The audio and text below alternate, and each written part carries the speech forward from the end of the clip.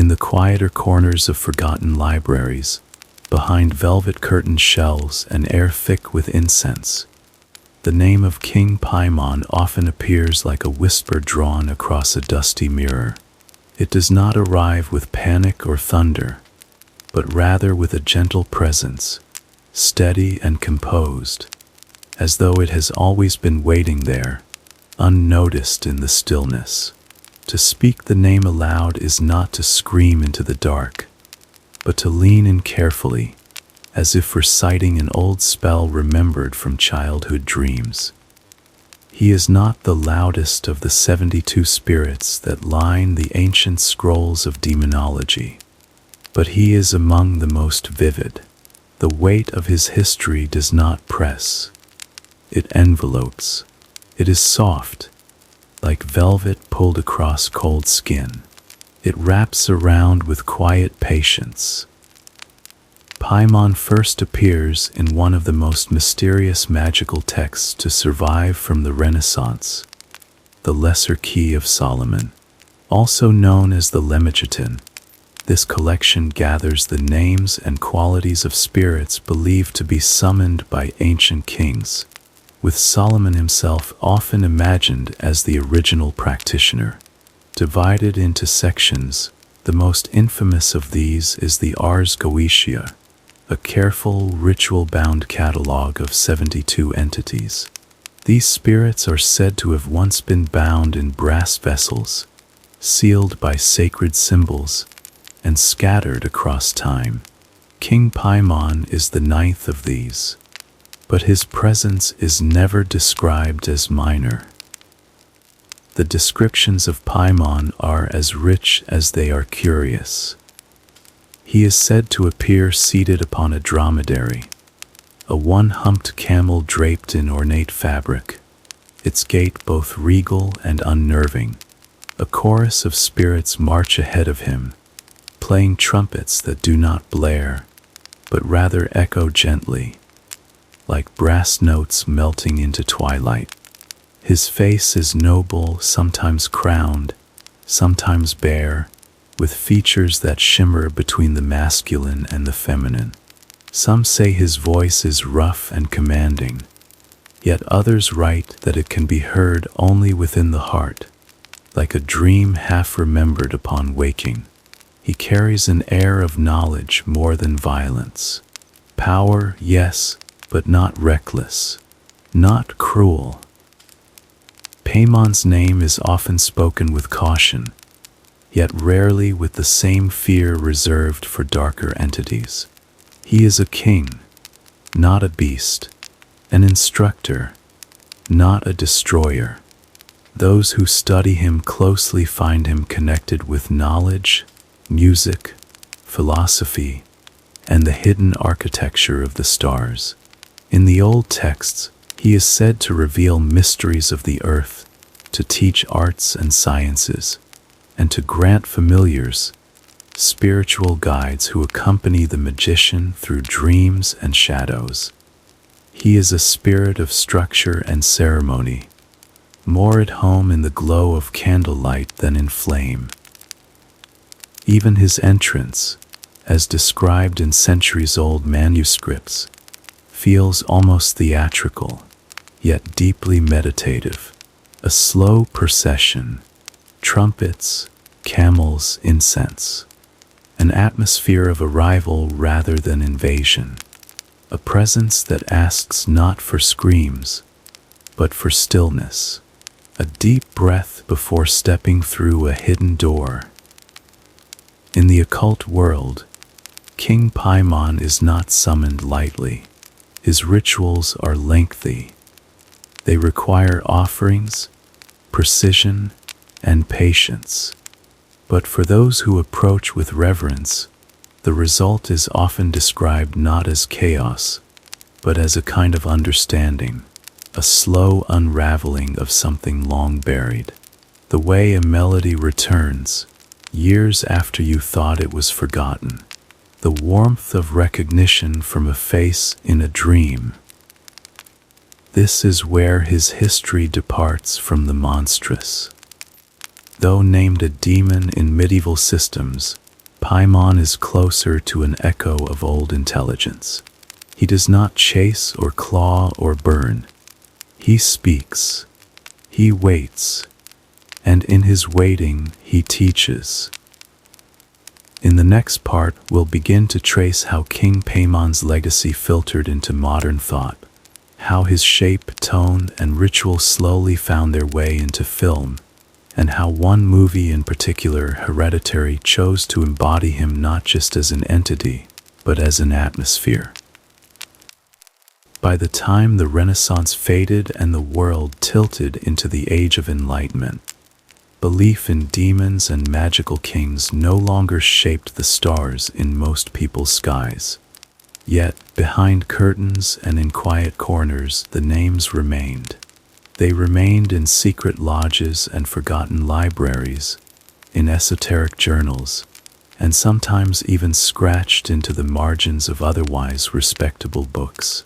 Paimon never vanished. He simply waited behind the veil of modern thought. The 19th century brought with it a strange return. As reason rose, so too did its shadow. In the midst of rationalism and science, there came a hunger for something older, something less explainable. Writers, poets, and mystics began reaching into the past, uncovering ancient rituals and forgotten texts. The occult revival had begun, and with it, names like Paimon began to softly rise again. This era gave birth to new magical orders. Groups like the Hermetic Order of the Golden Dawn, the Theosophical Society, and later the Ordo Templi Orientis. Each mixed old texts with new philosophies, drawing heavily from the Lemegeton and similar grimoires. To them, Paimon was not merely a demon, but a source of knowledge, a being tied to the celestial and intellectual spheres. They placed him among the stars, not in exile, but in orbit. In this context, Paimon's reputation became less a monster in the dark and more a whisper in the mind. He was described as ruling over matters of the mind, music, and the motion of planets. His gifts, they believed, were clarity, understanding, and hidden wisdom. For some, summoning him was not an act of wickedness, but of pursuit, a way to trace forgotten paths in search of ancient truths. He was a doorway to the unknown, not a hammer of fear. But like any symbol of power, Paimon could be reshaped, and as media evolved, his image did too. Art, literature, and eventually film began to reshape the old names, molding them to fit the fears and desires of new generations. And with cinema, so intimate, so visceral, the transformation accelerated. Now, these spirits were not just read about.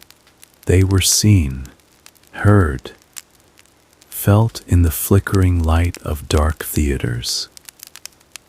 King Paimon would wait a long time before making his major cinematic entrance. Before Hereditary, he lingered mostly in the background of occult horror, sometimes referenced, sometimes implied, but rarely central. He was one of many old names that could be stitched into the fabric of a film, the kind of name you might find scratched onto a chalkboard in a demonologist's study, or mumbled during a séance. But there was always a strange quiet around him, as if filmmakers were aware of the weight he carried. The potential, the elegance, the ancient, humming dignity of his name. Then came Ari Aster's Hereditary. Released in 2018, it arrived not with a scream, but with a sigh, a long, slow exhale of dread. The film introduced Paimon not with flashy ritual or flaming circles, but with grief, with silence, with a family quietly unraveling beneath the weight of secrets they couldn't see and histories they didn't understand. It did not show a monster. It showed a pattern, a careful weaving of death and inheritance. And at the center of the thread, wrapped in golden symbolism and whispered words, was King Paimon. But Hereditary did something unusual. It didn't turn Paimon into a cartoon villain or a snarling beast. Instead, it treated him with reverence. His sigil was drawn carefully. His name was never spoken in panic, but in reverence and awe, as if the film, like the grimoires, understood that this was not a spirit of chaos. This was a king, summoned not by violence, but by structure, order, sacrifice, and a deep, aching kind of longing. The imagery surrounding him in the film was deliberate. Golden light, miniatures, flute music, faint but persistent, headless offerings. These weren't random horror tropes.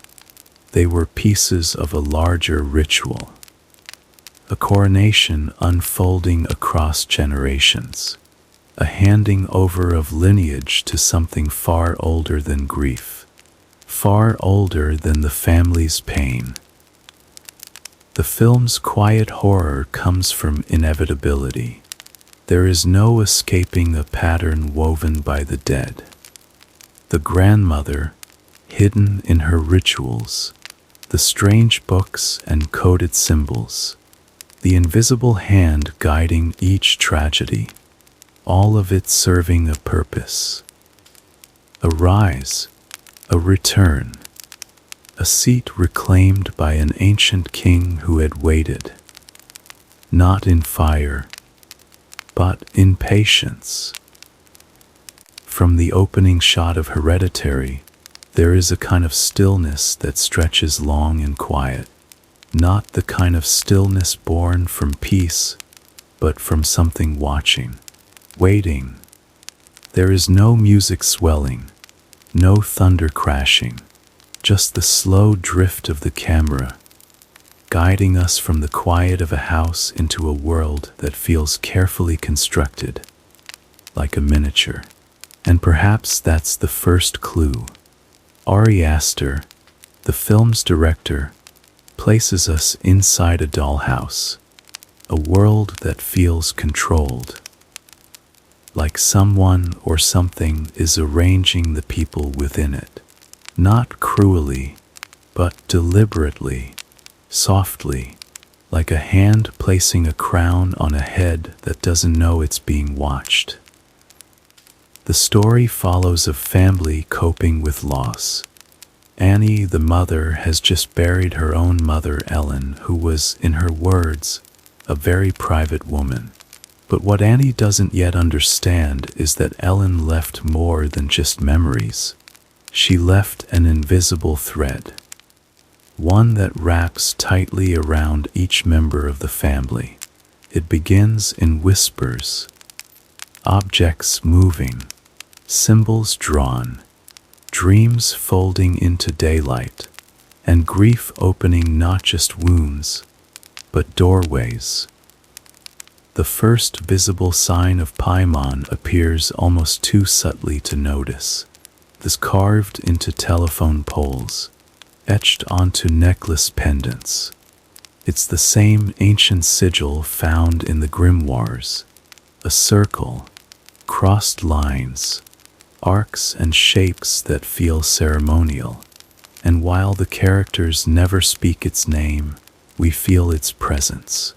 Quiet, geometric, watching from the edges of things. Charlie, the daughter, is the first to show signs of connection. She draws odd faces. She builds strange objects. She speaks little, but when she does, there's a distance in her voice, like she's listening to something else. And then there's her clicking sound, a small noise with enormous weight. It echoes in the quietest moments. It returns even after she is gone, as though her presence lingers, not entirely her own, not fully departed. The film does not rush to name what is happening. Instead, it allows the feeling to settle, a weight in the chest, a creeping certainty that something is being orchestrated, not from malice, but from design.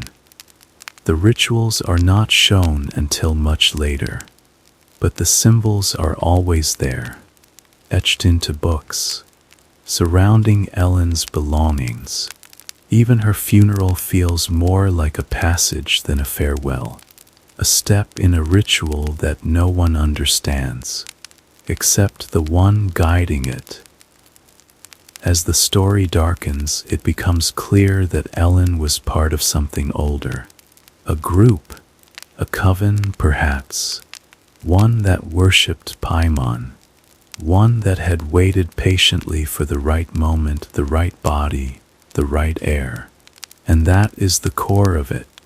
Paimon needs a male host, the body of a boy, and the journey we witness is not a haunting. It is a preparation, a transfer, a slow, quiet coronation. Peter, the son, becomes the final vessel. His world falls apart piece by piece. He is not hunted. He is prepared. Everything around him, every death, every shadow, every scream, it all serves one purpose: to hollow him out, to make room for something regal, for something watching, for a king. The film ends not with a battle, but with a welcome, a house deep in the woods, figures bowing, gold statues, and Peter, now silent, now crowned. They do not scream. They sing, a lullaby for something ancient, something returned. They call him by name. Hail Paimon, the 8th king of hell. Hail. The horror of Hereditary comes not from monsters or gore. It comes from inevitability, from the realization that none of this was chance, that everything had been arranged softly, like pieces on a board, and that at the center of it all was a king, not with fire, but with stillness, not with chaos, but with intention. There is something unusual about the way Hereditary ends, not in screams or struggle, but in stillness, as if all the grief, all the suffering had simply been necessary. Steps on a staircase leading upward, and at the top of that staircase, waiting with patience not wrath, sits the spirit we've been circling this entire time, King Paimon, the 8th king, the one so many call upon in silence. In old texts, Paimon is said to bring knowledge of the arts and sciences. He teaches philosophy. He knows of hidden treasures, of lost places. He commands legions, yes, but his strength lies not in force, but in understanding. To some, he is a demon. To others, a teacher. He belongs not only to the shadows, but to the spaces in between, where mystery lives, where curiosity outweighs fear. The crowning of Peter at the end of Hereditary is not painted as possession. It is a ritual fulfillment. The body prepared, the family undone, the watchers gathered, not to cast him out, but to anoint him, to lift him, and place upon him the role they had waited so long to restore. not a haunting, but a return, not a curse, but a plan. What Hereditary understands, and what makes it feel so different, is that true horror doesn't always come from chaos. It can come from order, from the quiet dread of something unfolding exactly as intended, from realizing that the footsteps behind you were always yours, that you were walking the path, but never guiding it, and that at the end of that path, someone waits, someone ancient, someone watching with steady eyes and a crown made of forgotten things. Throughout history, King Paimon has been both feared and revered. He has stood not as a destroyer, but as a figure of structure. His rituals are precise, his summoning deliberate. Even his offerings are specific: music, obedience, understanding. He is not drawn to chaos. He is drawn to design, to architecture, both of the mind and of the world. Why then does he frighten us? Perhaps because he does not chase. He waits. Perhaps because he does not rage. He teaches.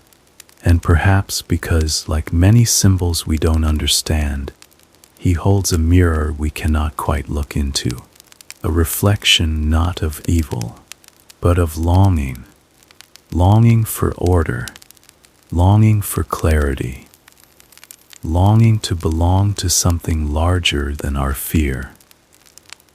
And so, when Peter is crowned, the audience is not given relief, but neither are we given torment.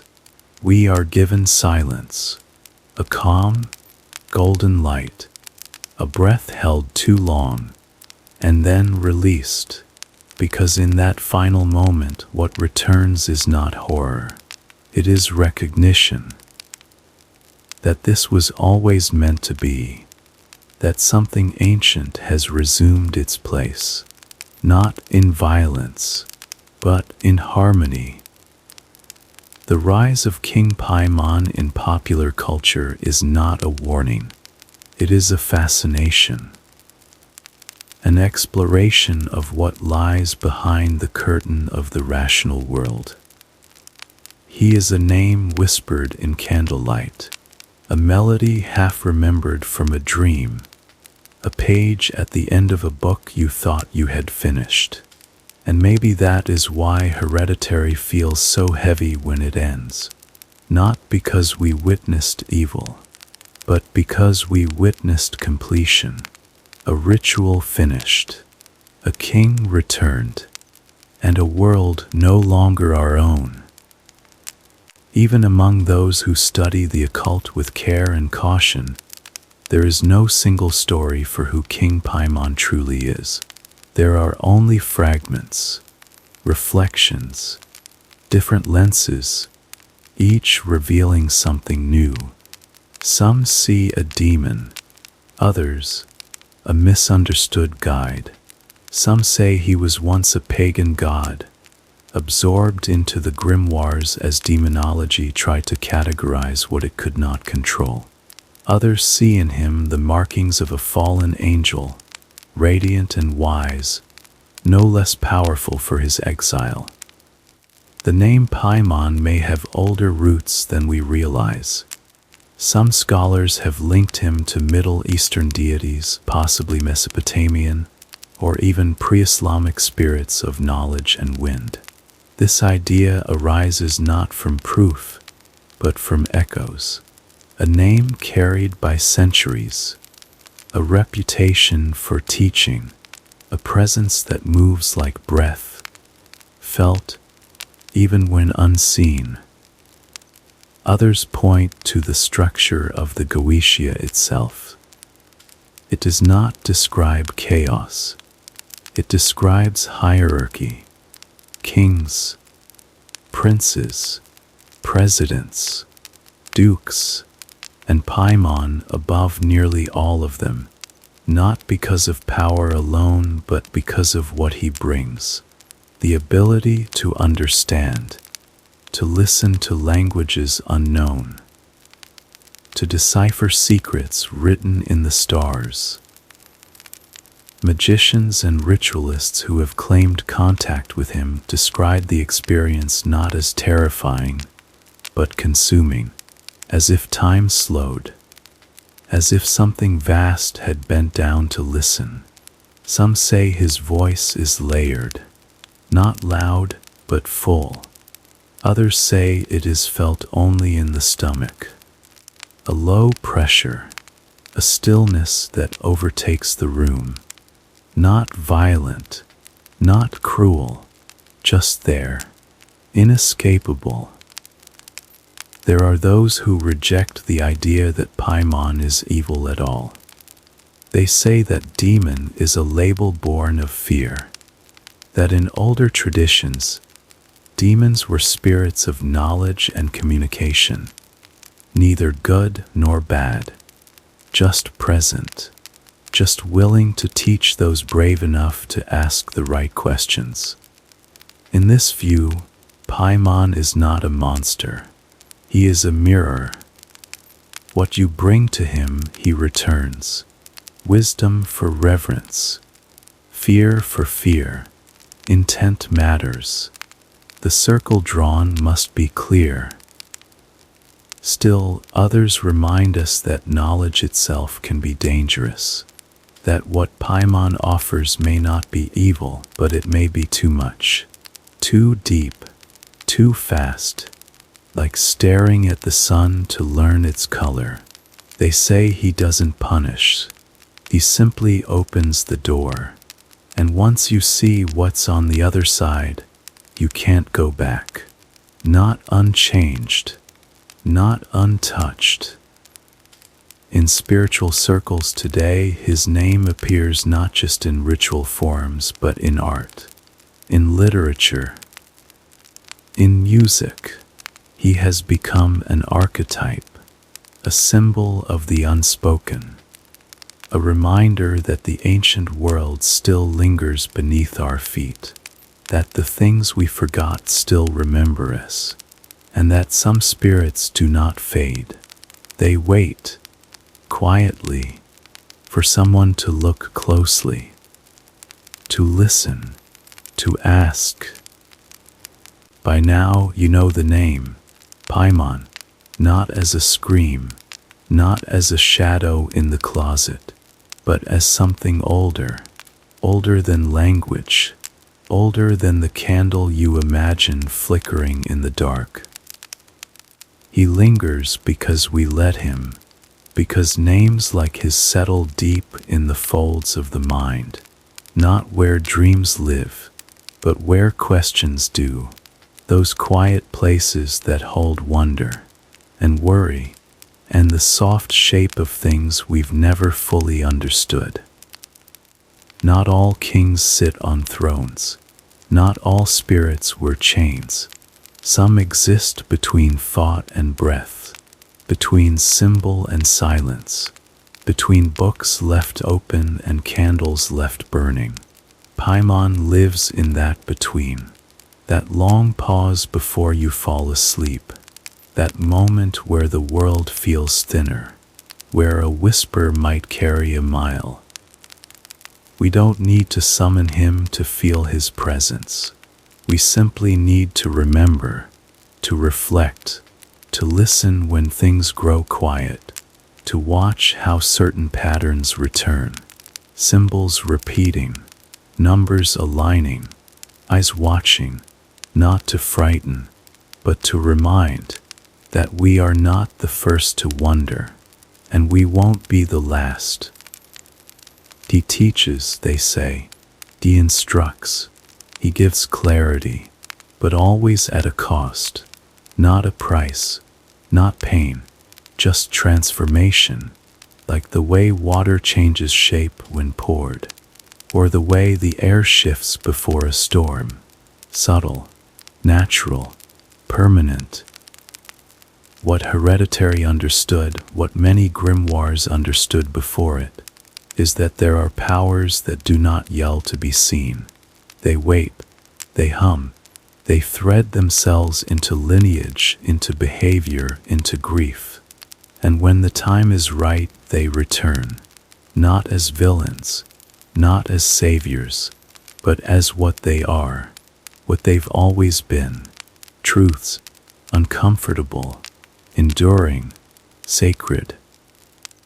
To fall asleep now is to drift gently with that thought, that ancient names hold weight not because of the power they wield, but because of the power we give them, because we carry them in stories, in fear, in fascination, and in the silence we never quite explain. Let the trumpets fade, let the candle burn low, let the miniature world close its tiny door. The crown has been placed, the ritual complete, the room is still, and the king sleeps